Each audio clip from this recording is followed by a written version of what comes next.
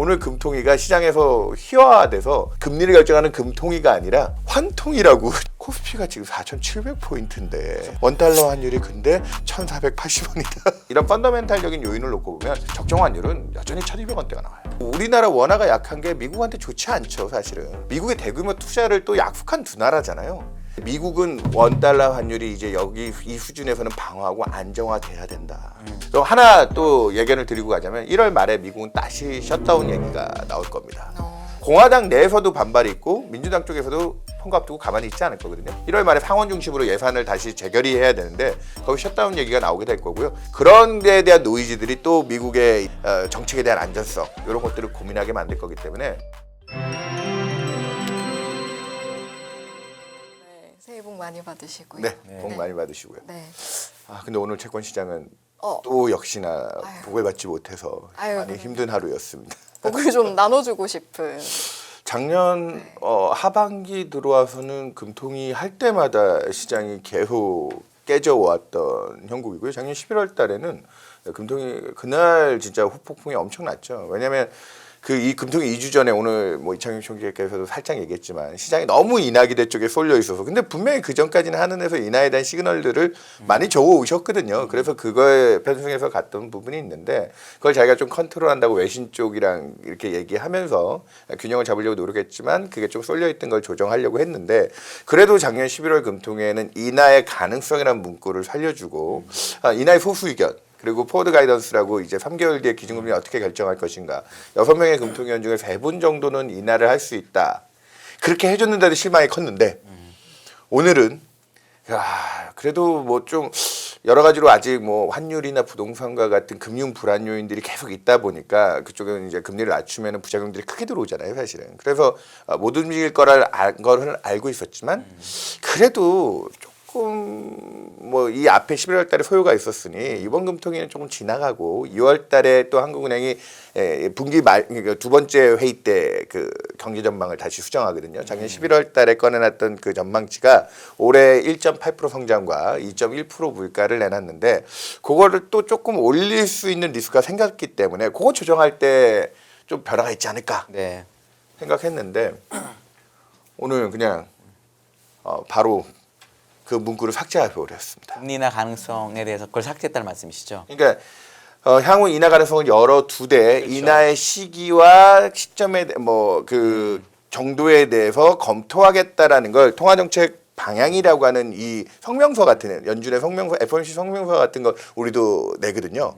거기서 그 문구가 아예 빠져버리면서 이제 진짜로 우리나라 통화 정책은 중립. 이제 올해 연내 금리 인하에 대한 뭐 일각에서는 아직도 인하에 대한 가능성도 좀 얘기해 왔는데 제가 시장 조사해 보니까 대략 한 4분의 1, 25% 정도는 아직도 경기에 대한 취약성이 있습니다. 내수가 좀 나쁘니 인하를 할 수 있다라는 의견들이 있었는데 오늘부로 그 의견들이 거의 다 지어지지 않을까. 그렇게 되겠죠. 상당 부분 좀 뭐 일단 오늘 뭐 앞서도 뭐 그 황승택 센터장님이 얘기하시는 것 같긴 했는데 오늘 금통위가 시장에서 희화화돼서 금리를 결정하는 금통위가 아니라 환통이라고 지금 오늘 부를 정도로 환율이 완전히 오늘 모든 내용에 정점을 기록했습니다. 요즘에 환율 때문에 여러 가지로 난리죠. 사실 코스피가 지금 4,700포인트인데 800입니다. 2% 800, 남았습니다.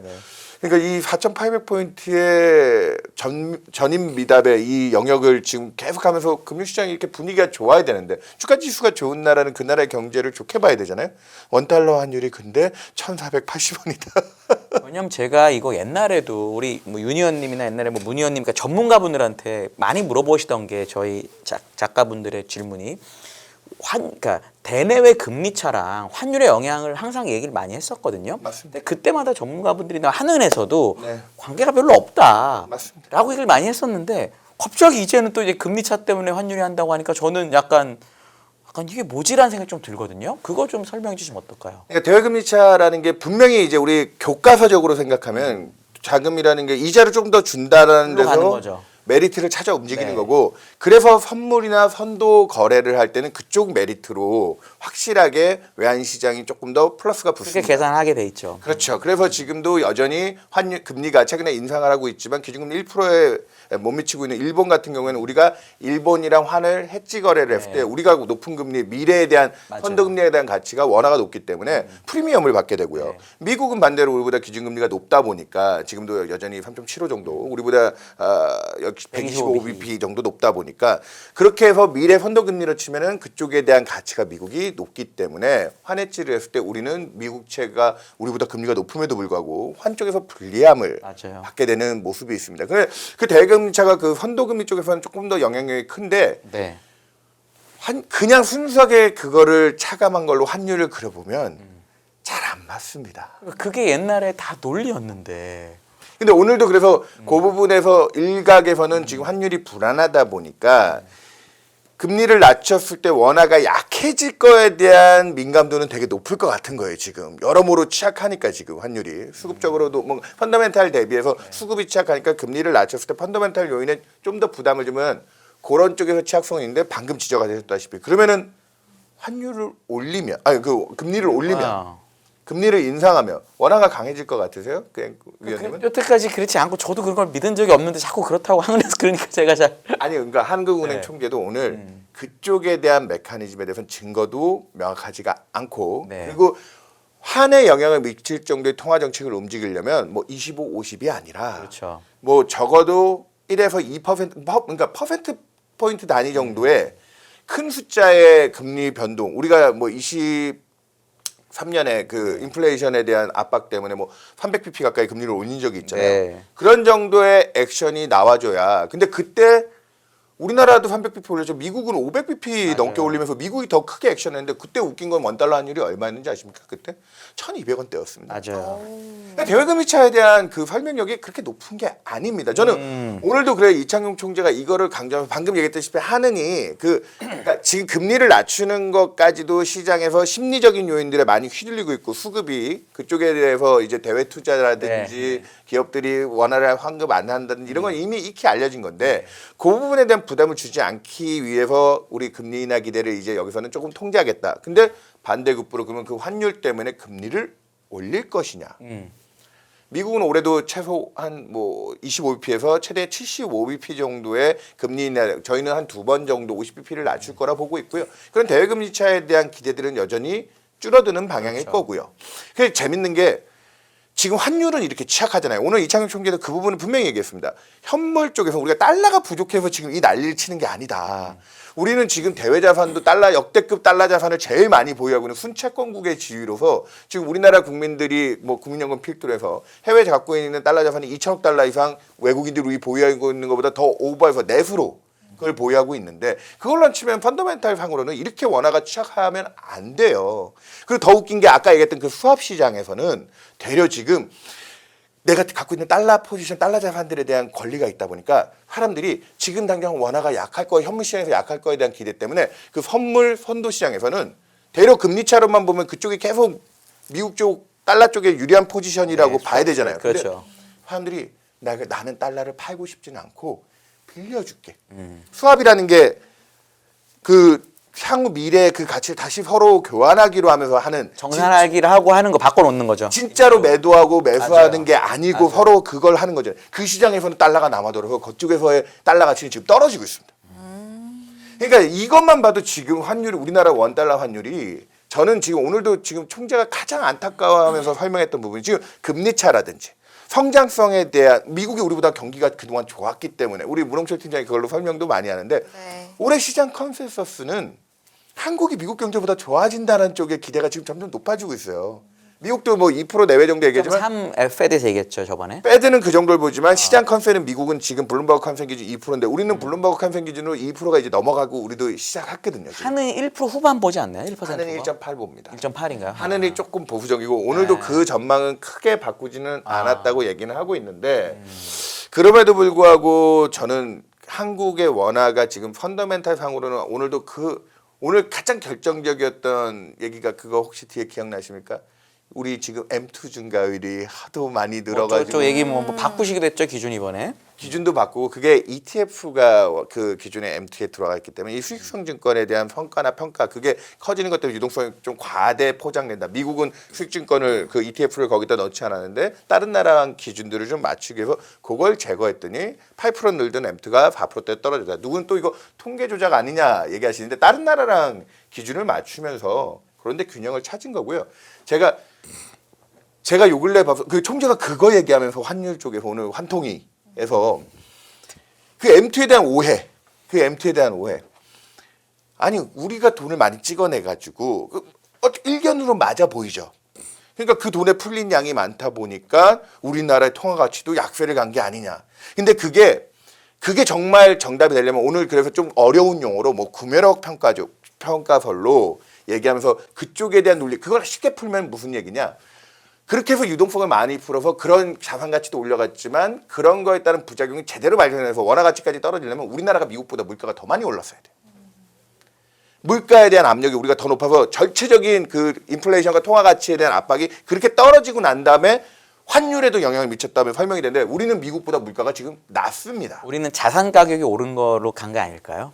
그러니까 자산 가격이 일부 좀 영향을 받고 부동산, 주식 이런 쪽으로. 그게 우리가 특히나 주식은 저평가 이슈도 있었기 때문에 탄력이 좋았던 거고 부동산은 계속 앵커되면서 왔던 게 있는데 지금 전체적으로 거래라든지 이런 건 많은 건 아니니까요 사실. 네. 그래서 지금 드리고 싶은 결론은 뭐냐면 오늘 금통위가 읍수하면서 얘기했던 건 이제 금리 좀 움직이는 걸로 우리나라 경제 지금 작년에 어려웠던 국면은 이제 좀 통과하고 있고 아까 1.8% 얘기했지만 성장의 상방 리스크가 열려 있다. 지금 반도체 시클리컬의 이 좋은 사이클이 최소한 1년은 가지 않겠냐. 네. 그래서 2월달에 수정 경제 전망도 시장 컨센이 2% 넘어가고 있다고 얘기했잖아요. 네. 저희 당사도 원래 올해 2% 보다가 2.2까지 상향했는데 아마 그쪽도 아마 올해 성장률 저희 이 넘었던 것 같기도 해요. 예. 그렇게들 보고 있는데 그런 부분까지 생각한다고 하면 그 M2 늘어난 유동성까지 갖다 대면서 우리나라 원화의 취약성 그러니까 그런 사람들이 자꾸 기대나 심리 쪽이 그쪽으로 움직이다 보니까 자기 실현적 현실이라고 하는 거죠. 환율이 그런 쪽에서 좀 강화되는 부분이 있었는데 오늘 그거를 끊어내기 위해서 노력했던 금통위가 아니겠느냐. 그 부분이 조금 매파적으로 해석됐다. 그러면 평가에서 좀 더 나아가서 어쨌든 환율에 대해서 이렇게까지 최근 몇 년 사이에 국민적으로 환율에 대한 걱정을 한 적이 있었나 싶을 정도로 환율에 대한 사실 우려가 있는 건 사실인데 어쨌든 지금 이번에 이창용 총재는 이거 좀 과도한 우려라고 한 거고 네. 그 과도한에 대한 부분에 있어서는 좀 공감을 하시는 거예요. 그럼. 저는 지금 대금리 차도 만약에 올해 미국이 2차례 정도 인하해서 3.25 우리가 이제 2.5에서 인하가 없어서 인상을 하진 않는다 해도 2.5 인하해서 75bp 정도 역전폭이면 과거에 뭐 우리가 미국보다 금리가 낮았던 순간이 많지는 않습니다. 근데 뭐 몇몇 구간들에서 그 부분들을 정리해 보면 그 역전됐던 상황에 그때도 원달러 환율은 평균적으로 1,300원을 넘지 않았어요. 그리고 지금 방금 얘기됐던 물가에 대한 영향력이라든지 이런 걸 다 배제해 놓고 그런 걸 저희는 이제 그리고 달러랑만 비교한 게 아니라 다른 주변국 요즘에 달러보다도 달러 인덱스 자체는 또 오히려 작년부터 대려 약해지고 있었거든요. 9월부터 조금 올랐죠. 9월부터 조금 슬라이트하게 살짝. 지지하고 있는 수준이지 네. 연으로 놓고 보면 달러가 약했던 구간 대비 약했죠. 맞습니다. 그래서 다른 나라 커런시들하고까지 종합적으로 비교하는 실효 환율 개념에서 그렇게 놓고 보면 우리나라 원화는 지금 갖고 있는 뭐 아까 제가 얘기했던 뭐 경상수지라든지 뭐 여러 가지 성장성의 역전 뭐 금리차 축소라든지 이런 펀더멘탈적인 요인을 놓고 보면 적정 환율은 여전히 1,200원대가 나와요. 그건 어떻게 생각하세요? 우리나라도 지금 대외 순자산이 연금이랑 다 1조 달러가 넘긴 했는데 엄청나게 많긴 한데 일본의 대외 순자산이 거의 4조 달러쯤 되거든요. 맞습니다.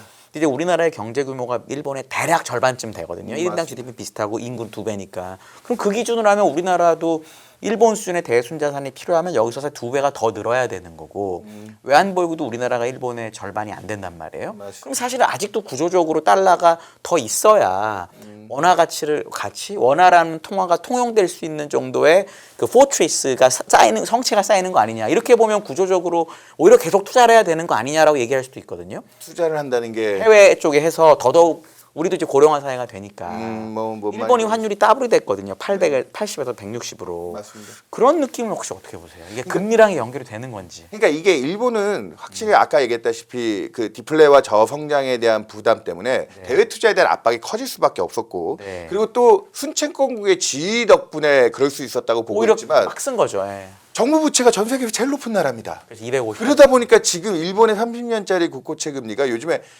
수요 주체가 없어서 지금 3.5% 우리나라보다 높아요. 맞아요. 그게 이제 뭐 성장성이 좋아서 그만큼의 소득을 거둘 수 있다. 기대 수익이 높아서의 3.5가 아니라요. 신뢰성의 문제를 이제 터치하기 시작하면서 일본은 장기 금리의 이제 리스크를 감당하는 수준입니다. 그런 부분을 놓고 생각해 보면 우리는 지금 우리나라 자체에서 투자 수익성이 나오는 금리형 상품들에 대한 메리트도 남아 있고요. 그리고 우리는 정부 부채에 대한 규모가 뭐 우리가 국가 보증하고 있는 채권을 다 합친다고 해도 우리가 뭐 정부 순수 정부 부채는 50%대밖에 안 되니까 이 GDP에 그러니까 그거 다 합친다 해도 80% 90%를 넘지 않는 수준에서 건전성이 재정 쪽에 있는 국가이기 때문에 일본과 비교했을 때 엔화가 구조적으로 좀 약세 요인들이 많았잖아요. 그리고 또 최근에 엔화 약세에 또 원화가 또 약간 휘둘리는 부분도 있고 뭐 작년 12월 달에 유독 약했던 커런시는 원엔. 그래서 어젯밤 베센트 재무장관이 콕 찍어서 그 두 나라, 그 두 나라가 또 공교롭게도 또 미국의 관세 협상과 투자를 제일 많이 해야 되는 국가들. 전 여기서쯤에서는 브레이크가 잡혀야 된다고 봅니다. 일본도 올해 뭐 그렇게 따지면 일본도 올해 200조 엔인가, 20조 엔이죠. 그러니까 우리도 돈을 하면 200조 원에 육박하는 추가 재정 더 투입해서. 그리고 뭐 조기 총선까지 해가면서 정치적인 입지를 강화시키고 있는 상황에서 경기 부스팅을 하고 있는데 그렇게 풀리는 유동성에 뭐 BOJ가 금리 인상까지 한다. 그리고 혹자가 또 우리나라도 거기에 맞춰서 우리도 그렇게 정부가 지금 작년 올해 재정을 많이 쓰고 있는데 우리는 이제 경기 바닥 통과하고 있는 상황이에요. 네. 일본은 작년에 성장률 얼마 나왔는지 아십니까? 1.4입니다. 일본 잠재 성장률이 얼마인지 아십니까? 걔네들의 평균 밥값 성장률이 1%가 안 됩니다. 한 0.7, 0.8 얘기합니다. 경기도 호경기였고 물가도 높았기 때문에 일본은 재정을 푸는 과정에서 금리 인상이 보조가 맞죠. 근데 우리는 지금 인하는 여러 금융 안정 요인이라든지 경기가 큰 틀에서 바닥을 치고 돌아가고 있는 국면이기 때문에 인하를 이제 멈추는 거는 당연히 오늘 뭐 이제 그런 문구에서도 빼주는 건 맞긴 한데 우려했다시피 그 환율 안정을 위해서 우리가 금리 인상까지 검토해야 될 정도의 환경인 거냐? 그렇지는 않다. 그러면 오늘 이제 금리가 한 10bp쯤 오른 것 같더라고요. 10년물 기준으로. 네, 뭐 3년물이 10bp 올랐고, 3년이 10bp. 예, 10년은 한 8bp 올랐는데 그것도 그러니까 작년 11월 달에 실망감이 커지면서 12월 달까지 찍었던 이번 팬데믹 이후 금리 고점을 그러니까 그 22년, 23년에 그 물가 충격이 있었을 때 제외하고 그러고 나서 작년 5월 달에 찍었던 바닥 대비 고점을 다시 기록하고 있습니다. 3년이 3.1%, 10년이 지금 3.5%딱 거기 목전에 두고 있습니다. 그 정도면은 대충 고점 같으신가요? 아니면 여기서 이제 그냥 채권 사는 분들이 물론 캐리 먹고 이러면 되는데 또 금리를 통해서 수익을 내고 싶어 하시니까 일반 저희 시청자분들도 네. 그런 차원에서 혹시 위원님 어떻게 보세요? 제가 작년 하반기에는 국내 채권을 그냥 한마디로 뭐라고 표현하고 돌아다니냐면 계륵이라고 하고 다녔습니다. 그러니까 우리 계륵하면은 조조입니까 조조? 먹을 게 별로 없는 네. 그냥 그거 뭐 요리해봐야 뭐 몇 가지 요리도 할 수 없는 그냥 그리고 제가 또 인포맥스에 여기 연합뉴스 경제TV에 나와서도 얘기를 하고 이렇게 언론 쪽에 나와서도 늘 얘기했던 게 작년 하반기에 저는 국내는 채권 하실 거면 국내는 채권 보지 마시고 주식을 하셔야 된다는 얘기를 엄청 많이 강조하고 돌아다녔습니다. 여러 가지 뭐 주가가 조금 단계 많이 오른 부담도 있긴 하지만 지금 정책적으로 이렇게 지원이 많이 들어오고 그다음에 반도체 사이클에 대한 기대가 아직은 확장 국면인데 왜 한국 증시에 대해서 기대를 빨리 꺾느냐. 그래서 연초에 지금 또 그게 너무 달아올라서 또 문제가 있긴 한데 그 결과가 코스피 지금 4,800에 국고 10년이 3.5% 둘 다 이제 또 고점이라고 부를 만한 영역에 와 있습니다. 자, 기준금리가 2.5면 실제 금리 인상이 없다고 하면 기준금리가 25bp 단으로 움직이니까 3년 이하 단기 채권들은 그 정도 거리 정도만 확보하고 있으면 이 정도면 적정할 것 같아. 2.5에서 많이 줘도 30bp 하면 3년은 한 2.8% 내외 정도가 적정 가치로 봐야 됩니다. 근데 지금 3.1이다? 그건 인상 금리를 2.75까지 올리겠다는 기대를 거의 풀로 반영하고 있는 상황에 육박해 있는 상황이다. 그러니까 실제 인상이 없다고 하면 네. 채권 시장이 지금 오버슈팅해서 금리가 올라가 있는 상황이라는 거죠. 그리고 3년과 10년의 거리 차이도 진짜 통화 정책에 대한 부담이 없다고 하면 그 25bp보다 조금 더 벌어집니다. 그래도 한 40bp 이상을 줄 이유가 없다. 그러면 3.2% 정도가 적정가치 보거든요. 지금은 3% 중반에 우리나라의 리스크 프리 장기 금리가 한 10% 중반대면 내 노후 자금, 퇴직연금 이런 거를 고민하시는 분들이라고 하면 지금쯤 그런 상품들에 대한 관심을 가져보실 만한, 그리고 또 주가가 또 단계 너무 많이 급등해서 올해 뭐 코스피 5천에 대한 기대가 있지만 뭐 이제 진짜 다음 주 올지도 몰라요. 그러니까요. 얼마 안 뭐 남은 것 같아요. 이 상황에서 지금 분명히 또 올해 하반기, 오늘 하는 총재도 분명히 얘기한 게 올해 하반기에 이 반도체 시클리컬이 왜 시클리컬이겠습니까? 그 사이클이 또 얼마나 버텨줄 수 있는지에 대한, 그러다 보면 이제 증설하고 생산, 지금 실제로 그렇게 계획들이 돼 있고요. 뭐 그런 것들이 되면 올해 연내 그 우리나라 삼성전자 하이닉스의 매출이나 이익이 당장 빠지진 않겠죠. 이렇게 지금 오버부킹 돼 있고 수요가 많은데 오히려 늘 수도 있습니다. 하지만 증설이 되는 순간 칩 가격이 떨어지기 시작할 때부터는 고민이 커질 겁니다. 그게 올해 하반기부터 펼쳐진다고 하면 저는 대부분 주식 전략가들도 그렇게 최근에 얘기하고 저도 동의하는 바이지만 올해 상반기까지는 여전히 돈을 많이 벌어야 될 환경이긴 하지만 이게 모든 구조적인 문제를 해결할 수 있다고 보고 있지 않고요. 그리고 단기간에 작년에 글로벌 주가 지수가 평균 20% 가까이 올랐더라고요. 한 19.5% 올랐더라고요. MSCI 월드 인덱스가. 그래 그런 흐름들 놓고 봤을 때 올해 하반기에는 조금은 좀 지금 높아진 이 금리대에서 안전성을 좀 확인해야 될 과정들이 올해 뒷단에 좀 나오지 않겠나. 그래서 저는 작년에 열심히들 돈 버시고 특히나 뭐 우리나라 코스피에서도 기대 이상의 수익들을 많이 거두셨는데 올해 하반기에는 그런 변곡점들이 언제 나올 수 있는지 좀 고민들이 필요해질 거다. 채권은 그래서 계륵에서 닭다리 정도 됩니까 이제 하반기? 저는 먹을 게 그거를 좀 있는 거잖아요, 이제. 말 약간 제가 요번 월간 표현이 보고서 그렇습니다. 네. 표현을 개육이라고 썼습니다. 닭살로. 개육. 예, 그러니까 개육은 닭가슴살인데요. 네. 먹을 게 많은데 닭가슴살은. 그 대신 뻑뻑하고 뻑뻑하지, 맛있지는 않죠. 다만 그래도 요리할 수 있고 이 정도는 그래도 음식이라고 부를 수 있을 정도 수준에 올라왔다. 뭐 그러니까 지금 편하게 이해하시라고 그렇게 얘기 드렸는데 계륵보다는 지금 개육 정도 수준에서 채권 시장을 바라보시면 될 것 같다. 이렇게 얘기 드리고 사실 있습니다. 일부 마무리할 때도 채권을 자산 배분 전략 차원에서 좀 얘기를 했었는데 자연스럽게 좀 이어지는 면도 있는 것 같습니다.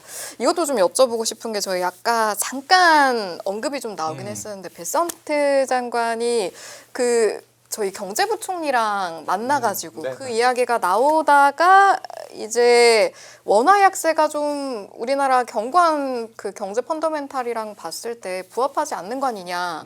이게 또 환율 급락에 또 기여를 하고 이런 부분들 여기에 대한 설명을 좀 해주시면 어떨까 싶습니다. 그러니까 어제 분명히 이제 종가 부분 들어갈 때 우리나라 시장 기준 종가 뭐 3시 반 기준에 한 1,480원을 넘던 환율이 새벽 1시경에 그 베센트 재무장관 발언 나오면서 일본 재무상이 먼저 이제 엔화 쪽에 가치 안정을 노력하겠다라는 발언이 나오면서부터 좀 진정되고 베센트 재무장관 발언에 1,460원대로 한 15원 이상이 급락을 하더라고요. 15원 이상 급락하면서 조금 안정 조치가 나왔는데 가장 큰 이유는 미국도 우리나라 원화가 약한 게 미국한테 좋지 않죠, 사실은. 왜 좋지 않느냐?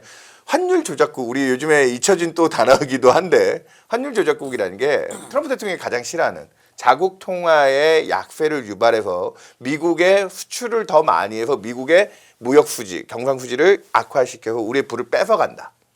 근데 지금 우리나라하고 일본이 공교롭게도 미국하고 교역이 좀 비중이 큰 나라들인데 이 두 개 국가가 다른 어느 국가들보다 지금 통화 가치가 약해졌고 아까 얘기했다시피 지금 미국의 대규모 투자를 또 약속한 두 나라잖아요.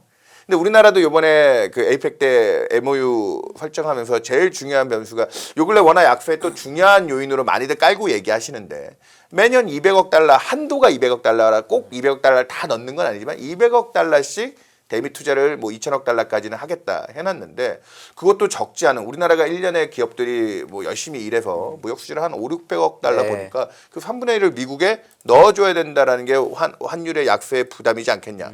근데 그게 원화 변동성이 커지고 원화가 이렇게 취약해지면 그러면 그걸 다 우리가 이행하지 못한다라는 조항을 넣어놨거든요. 그러니까 지금 이렇게 환율이 우리가 중앙은행 쪽에서 통화정책에서도 신경 써야 된다는 영역에 왔는데 우리가 지금 200억 달러의 약속을 지금 다 지금 집행해서 넣을 수 있느냐.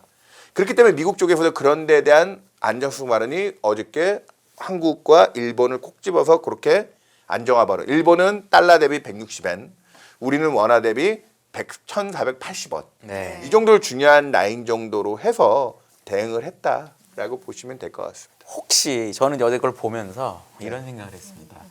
원화 달러 수합도 해주려고 하나? 만약에 너무 많이 환율이 오르면 그런 건 어떻게 생각하세요? 그러니까 지금 미국 쪽에서는 투자나 미국의 이익을 생각한다고 하면 지금 이 방금 얘기했던 가장 그 미국에 투자를 해야 될 한국, 일본, 대만도 사실 통화 가치가 그렇게 뭐지 절상이 약세가 됐어요 한 분기. 되는 쪽은 아니거든요. 지금 오히려 동남아시아 국가들이 통화 가치가 절상이 됐어요. 왜냐하면 달러 캐시플로우가 좋은 나라들이, 그러니까 우리나 일본이나 대만의 특징이 뭐냐면 기업들이 돈을 벌어서 그걸 들어야 되는데 이 기업들이 지금 미국에 투자를 늘려야 되다 보니까 그 번 돈들을 뭐 아까 5, 600억 달러를 넘게 난 무역 수지를 안 갖고 들어오는 게 지금 생기다 보니까. 근데 아까 얘기했던 태국이나 인도네시아 같은 나라들은 왜 통화 가치가 달러 대비 그렇게 절상이 됐지? 외국인 관광객들이 와서 거기서 돈을 쓰면 그 달러들은 그 나라에 그대로 바로 떨어지는 캐시플로우가 좋은 나라들이기 때문에 그 영향이 있는 거거든요. 그 반대로 지금 그들이 우리나라에 관광차 여행들도 많이 오고 한국 자산들을 사야 되는 거 아니냐 이런 얘기까지 하고 계신데, 자, 그렇기 때문에 저는 지금 우리나라 환율 방금 통화 수합까지 얘기했는데 미국은 원 달러 환율이 이제 여기 이 수준에서는 방어하고 안정화돼야 된다. 그리고 지금 우리가 미국 주식을 사주는 건 미국 입장에서도 고마울 수 있겠지만 큰 틀에서는 그 미국의 공장에서 미국 그 노동자들을 그 취업시켜서 일자리를 만들어주고 하는 게 더 큰 가치를 볼 거라고 생각하고 있기 때문에 그런 단에서 지금 통화 가치 안정에 대한 발언을 하지 않았나 그렇게 보고 있습니다. 알겠습니다. 이제 미국 금리 얘기 마지막으로 하긴 해야 될 것 같은데, 왜냐하면 아까 금리 2번 인하를 얘기하시긴 했는데 점도표상으로는 사실 1번이고, 물론 이번에 점도표가 너무 많이 벌어져 있어서 맞습니다. 가중평균 금리는 내려와 있는 건 사실이지만 어쨌든 공식적인 점도표로는 1번으로 돼 있잖아요. 네. 팀장님 2번으로 보시는 근거가 혹시 뭐가 있으신지, 또 언제라고 보시는지 좀 얘기해 주시면 좋을 것 같아요. 저희가 미국에, 그러니까 나이브하게는 제가 24년 연말부터 지금까지 미국의 터미널 레이트와 올해 26년에 미국 기준금리 전망을 한 번도 바꾼 적이 없거든요. 제가 여기 연합뉴스 경제TV 나올 때 제가 그런 뷰를 잘 안 바꾼다는 얘기를 한 번씩 얘기 드리는데 올해까지 3.25. 예, 거기까지는 26년까지는 미국이 그 정도 타겟으로 낮출 것이다. 경기에 침체가 오지 않는다면. 근데 왜 그러느냐? 중립금리가 대략 3% 내외이기 때문에 네. 그 정도 수준에서 조금 업사이드 확보해서 물가가 안정되기 전까지 그 정도까지 낮출 수 있다는 전제하에 왔는데, 올해도 보면은 지금 미국이 요즘에 생산성이 개선이 되면서 어느 정도 이제 고용이 없이도 실물 경제가 지금 성장률 GDP가 잘 나오는 그 설명이 되잖아요. AI가 사람 없이도 기업들의 수익이나 이런 것들을 많이 보존해 주다 보니까 그런 게 올해 미국이 또 뭐 2% 내외 정도 되는 양호한 성장을 끌어주게 될 것이다 얘기는 하고 있는데, 그럼에도 불구하고 미국 일자리가 식는 건 분명히 문제가 있습니다. 그리고 여기에 제가 최근에 또 그 자료를 쓰려고 게더링을 하고 있는 가장 중요한 포인트 중에 하나가 뭐냐면, 제가 작년에 여기 11월 달 금통위 때도 나와서 미국 얘기하면서 미국 부동산 관련 얘기를 조금 하고 갔는데, 요 근래 좀 재밌는 이슈 중에 하나가 연초에 갑자기 트럼프 대통령이 느닷없이 MBS를, 미국 모기지 채권이죠. 그 이제 주택담보대출 채권을 그동안 MBS를 2천억 달러. 작은 규모가 아니거든요. 미국 MBS 시장이 대략 한 13조 달러 정도, 13조 달러 시장이라 2천억 달러 정도 되면 한 1%가 넘는 수준의 그 주택담보대채권을 사주겠다. 왜 그걸 사주려고 하느냐? 미국 지금 주택이 거래가 안 되면서 주택 가격 하방에 대한 노이즈가 굉장히 많이 나오고 있습니다. 그나마 연준이 작년 9월부터 금리 인하를 해주면서 3월 이후 하락세를 나타내도 주택 가격이 조금 바닥을 치고 반등하고, 실제로 이번에 보니까 기존 주택 판매 같은 거래도 금리가 떨어지니까 조금 풀리는데, 지금 최근에 트럼프 대통령의 파월 의장 뭐 압수수색 들어가면서 검찰 기소까지 얘기 나오면서 올해 상반기에는 저희가 봐도 파월 의장 퇴임이 5월이잖아요, 임기가. 5월까지는 금리 인하가 쉽지 않을 것 같아요. 그러다 보면은 지금 주택 시장을 중심으로 해서 이 고금리에 따르는 스트레스들이 좀 현실화될 가능성을 저는 좀 높게 봅니다. 그러다 보니까 모기지 쪽 대출이 가장 크다 보니까 그쪽에 먼저 MBS 같은 걸 매수해주면서 모기지 금리를 조금 더 끌어내려서 그래서 국채 대비 스프레드가 계속 줄이고 있는데 역사적 평균 수준보다는 아직도 높아요. 역사적 평균 수준은 국채 대비 한 7, 80pp밖에 안 되는데 최근에 많이 줄었다고 해도 지금 100, 한 2, 30pp 정도 많이 높거든요. 그러니까 모기지 금리가 6% 이상 대출 지금 넘기 때문에 거기에 대한 스트레스가 있는데 요거 플러스 하나만 더 얘기 드리면 여기에 더해서 트럼프 대통령이 또 하나 던진 정책이 카드 대출 금리도 10% 정도로 캡을 씌워주겠다. 네. 미국에 지금 신용카드 대출 받으면은 앵커님 신용카드 대출 받아보신 적 없으시죠? 우리나라에서. 없어요. 네. 예, 우리나라에서 카드론 같은 거 써보지 않으셨을 텐데 네. 우리나라 카드론도 아마 대출 금리가 우리나라는 뭐 10몇 % 될 거예요. 10% 그래도. 내외 정도인데 미국은 얼마 정도 나오는지 아세요? 이렇게 말씀하신 거 보니까 엄청 높은가 봐요. 한 30, 그거보단 낮아. 30보다는 30%는 너무 두 번째 그거 맞췄다 두 번째. 20. 맞습니다. 두 번째 그 맞췄다. 금리에서 미국 그 소비자들이 올해 선거가 있으니까 아마도 더 그렇긴 하겠지만 이 카드 대출 중 연체율이 지금 굉장히 가파르게 올라오고 있거든요. 그러니까 미국 경제가 외형적으로는 되게 좋아 보이지만 아까 왜 금리를 낮춰야 되느냐? 주택 시장에서 지금 받고 있는 고금리에 대한 스트레스, 카드 시장, 카드론 대출 같은 것도 캡을 씌우면서 그걸 방어해 주겠다. 근데 작년에 실제로 이벤트가 하나 있었죠. 무슨 이벤트가 있었냐면 3호 대출 시장 혹시 기억나시나요? 프라이빗 크리딧이라고 하는 그 민간 3호 그러니까 공식적으로 금융기관들이 대출해 주는 게 아니라 뒤에서 난 너 믿으니까 이만큼 해서 고금리로 대출해 주는 3호 대출 시장에서 자동차 오토론 쪽 관련된 대부업체들이 파산을 했습니다. 분명히 이런 민간의 지금 제일 대표적인 대출인 부동산, 카드, 자동차 그리고 바이든이 그렇게 깎아줬던 학생 그 학자금 대출까지 그것도 지금 트럼프는 다 되돌려놨거든요. 그쪽에 따른 고금리에 대한 스트레스가 제로금리일 때 싸게 빌렸던 것들이 지금 23년 이후 5%대가 넘는 기준금리 효과가 지금 3년 넘게 지나가고 있거든요. 그것 때문에라도 올해 뒷단에서 연준이 금리를 낮춰야 될 이유 그리고 지금도 최근에 트럼프가 왜 정책적으로 모기지를 갑자기 2천억 달러나 사주느냐. 카드론 대출은 왜 또 캡을 씌우지? 분명 올해 선거가 있기 때문에 하는 대책인데 이 금리에 대한 민감도들이 있고 그것 때문에 파월 솔직히 임기 얼마 안 남았잖아요. 네. 근데도 저렇게 검찰까지 앞세워서 저렇게까지 해야 되느냐. 진짜 베센트 재무장관까지도 아 이거 이 압수수색은 뭐 모든 걸 망쳐놨다 이런 표현까지 썼는데 전 트럼프 대통령이 일방적으로 그렇게 땡깡을 쓰는 건 아니다 지금 이 금리에 따른 스트레스가 있기 때문에 미국 경제 올해 외형적 양호함이 있지만 뒤에 가서는 그 두 번 정도의 금리 텐션을 작년에도 시장 기대에 맞춰서 결국 9월, 10월, 12월 연속 3번을 낮춰줬죠. 물가는 그때 전년 대비로 3%가 넘는 수준을 넘나들었었습니다. 그걸 감안하면 올해도 뒷단에는 지금 중기까지는 낮춰줄 수 있는 룸이 있다. 예, 그렇게 얘기 올해 금리는 결국은 상반기는 없더라도 하반기 쪽에 몰려 있다고 보시네요. 선거 전에 막 요때쯤 보시나요? 대략? 저희는 파월 의장 퇴임해야 신임 연준 의장이 액션을 펼칠 것이고 그거 감안해서 저희는 6월과 9월 FOMC 이렇게 유력하게 보고 있고요. 선거가 11월이니까요. 그렇게 보고 있고 그 전에 이제 또 하나 중요한 이벤트가 이번 주에도 뭐 미국 관세부가 위헌성 여부 결정 나느냐 했는데 그것도 1, 2월 달에 판가름이 나면서 미국의 재정 정책에 대한 여력들 그런 것들을 좀 점검하고 가야 되는데 하나 또 예견을 드리고 가자면 1월 말에 미국은 다시 셧다운 얘기가 나올 겁니다.